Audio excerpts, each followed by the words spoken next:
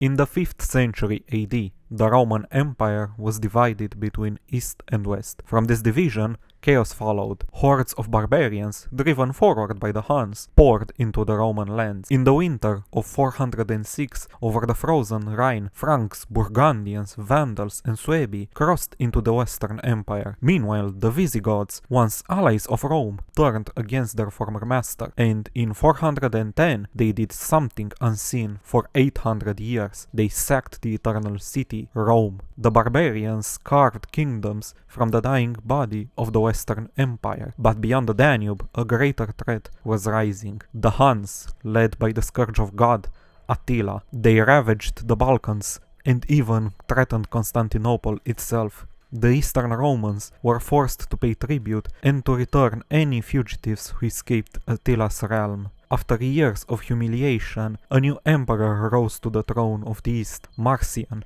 and he dared to defy Attila the Hun. Hello and welcome to History Republic. This video will serve as the beginning of a series on this channel called Saviors of Rome, in which we will look at the lives and deeds of figures in Roman history that saved the Roman state from periods of crisis. In this video, we will take a look at an emperor lesser known compared to the names like Augustus, Trajan, Aurelian or Constantine, but nevertheless a figure that stood up to one of the biggest threats that the empire faced in the 5th century AD. In the 5th century AD, the Roman Empire was split between East and West after the death of Theodosius I. In the West, under Honorius, one of Theodosius' sons, the Western Roman Empire lost Britain. Rome was sacked for the first time in 800 years by the Visigoths, which later on established a kingdom in Aquitaine in Gaul. After his death, his nephew, Valentinian, which will be remembered as Valentinian III, will become emperor, but due to his young age, his mother, Galla Placidia, and the Magister Militum Aetius will hold power in the Western Empire in his name. During his reign, North Africa and the city of Carthage were also lost to the Vandals. Meanwhile, in the east, the emperor was Theodosius II, the grandson of Theodosius I through his son Arcadius, which, like Valentinian III, due to his young age, his sister Pulcheria and the Magister Militum Aspar will hold the power behind the throne. His reign was for the most part a peaceful one. The empire saw legal innovation through the Theodosian Code and economical development, and the Theodosian walls of Constantinople had been built during this time. Militarily, the Eastern Empire had some minor conflicts with the Persians. On the religious aspect, his reign will face the rise of two disputes regarding the nature of Christ. Those being Nestorianism, which argues that Jesus had two separate natures, human and divine, which are distinct from each other, and Monophysites, which come as a consequence of the Council of Ephesus, which rejected the idea of Jesus having two natures in exchange for their interpretation that Jesus had one nature, that being a mix of the two other natures. But this peace was not fated to last. In 435, the leader of the Huns, Rua, had died and his sons, Attila and Bleda, took power. In the 440s, while the East and West were preparing for a joint expedition against the Vandals to reconquer North Africa, Attila had attacked the Balkan provinces of the empire. Viminacium, Margus, Singidunum,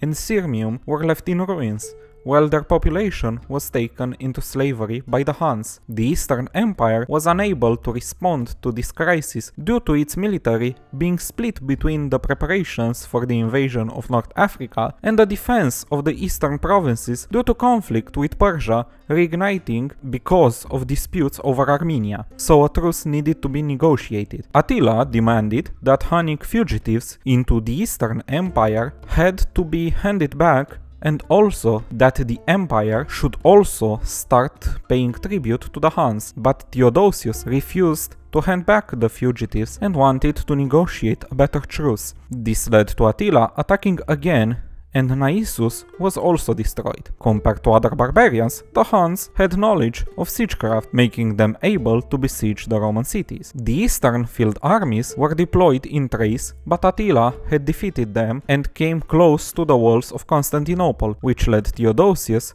to accept Attila's terms. In 446, when fugitives fled into the Eastern Empire, the emperor refused to hand them over to the Huns. Attila responded by attacking again in 447, while an earthquake also damaged the walls of Constantinople, which were repaired in record time. Meanwhile, Attila defeated the Romans at the Battle of Eutus and sacked his way south towards Greece, where he was stopped by the local forces, which forced him to attack Thrace once again and draw near Constantinople, but decided against besieging the great city. In 447, Attila managed to impose the creation of a demilitarized zone in the Balkans between Singidunum and Novae. In 450, Theodosius II died in a riding accident when he was thrown off his horse, which mortally injured him. Theodosius did not have any sons, thus a retired general, Marcian, the subject of this video, was proclaimed emperor by the authorities in Constantinople. In order to link him to the Theodosian dynasty, the sister of Theodosius II, Pulcheria, married him, thus breaking her vow of virginity, which led to criticism that we will address soon. So, who was Marcian? Marcian was born in 392 in either Thrace or Illyricum, which are provinces known for providing soldiers for the Eastern Roman Empire at the time. According to a story by Evagrius, when starting his military career, he was given the post of a dead officer named Augustus. He was the tribune of his unit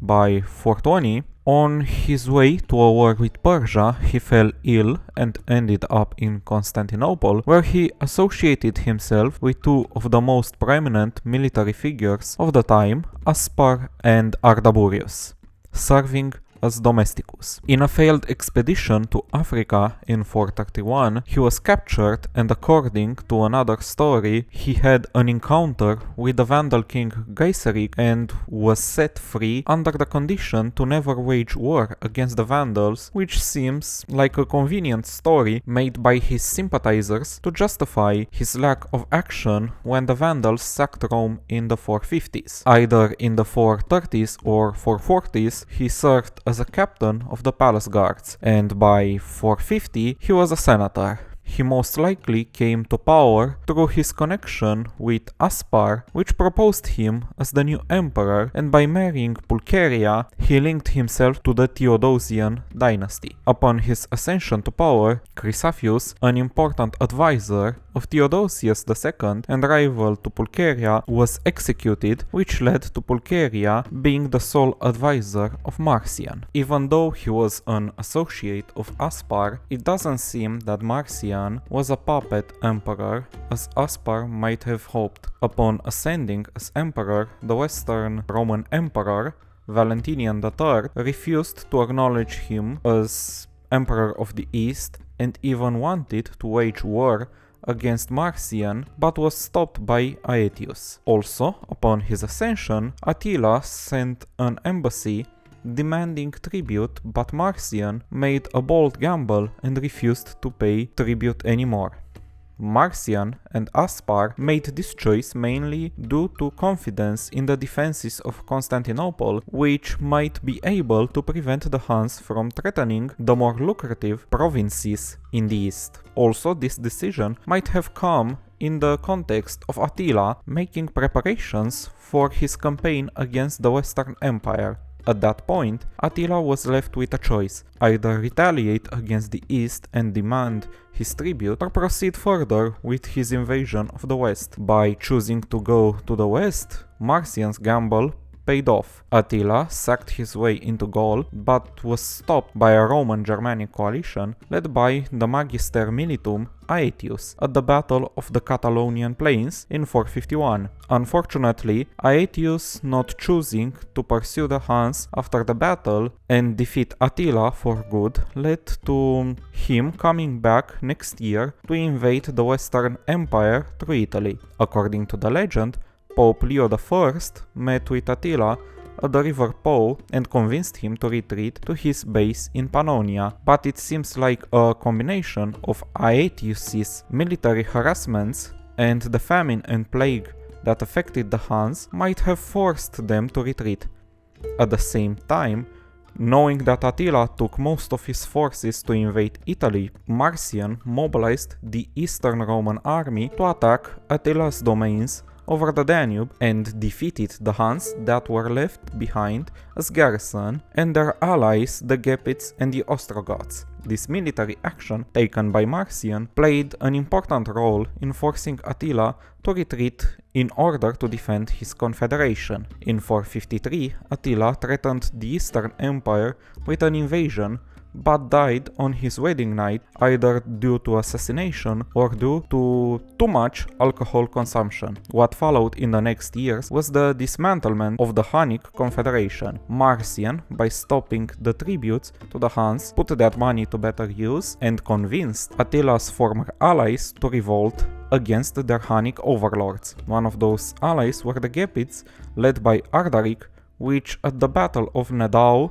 in 454 managed to defeat the Huns. At the same time, the Ostrogothic king Valamir liberated his people from the Huns. Afterwards, Marcian settled the remnants of the Huns and other barbarians south of the Danube in an effort to repopulate the devastated provinces and recognized the settlement of the Gepids in Dacia and the Ostrogoths in Pannonia as foederati. A story from the period mentions that when Attila died, Marcian saw in a dream how the bow of Attila was broken in two.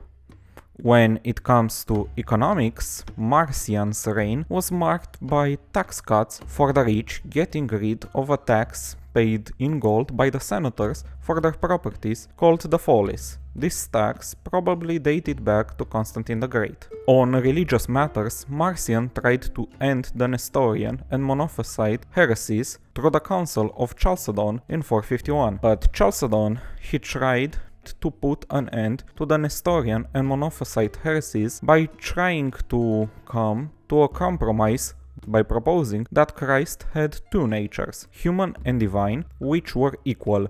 That came into contradiction with the Nestorian interpretation, which argues that Jesus' natures were separate from one another, and it also came into contradiction with the Monophysite interpretation of the one nature. Nevertheless, the Chalcedonians won, but those heresies kept dividing the empire. The pro-Chalcedonian writers hailed Marcian as a defender of orthodoxy, while the anti-Chalcedonians described him as the pharaoh from the Exodus, while his predecessor Theodosius II was hailed as a new Moses. By siding with the Chalcedonians, Marcian's wife Pulcheria became a target of anti-Chalcedonian writers, which criticized her for breaking her vow of virginity and describing her as a new Eve. Also, Marcian was described as the Antichrist by the anti-Chalcedonians. In 453, Pulcheria died, while Marcian ruled until 457. In the following years, besides his policy against Attila, he did not take any action against Gaiseric when his Vandals sacked Rome in 455. Thus, the story of the encounter between Gaiseric and Marcian in his early years of military service was probably created to excuse him for his inaction. After the death of Valentinian III, which marked the end of the Theodosian dynasty, he tried to elevate Anthemius to the Western throne by marrying him to his daughter Euphemia. Marcian died before taking any proper action to make Anthemius Western Emperor, thus Majorian ascended to the Western throne in 457.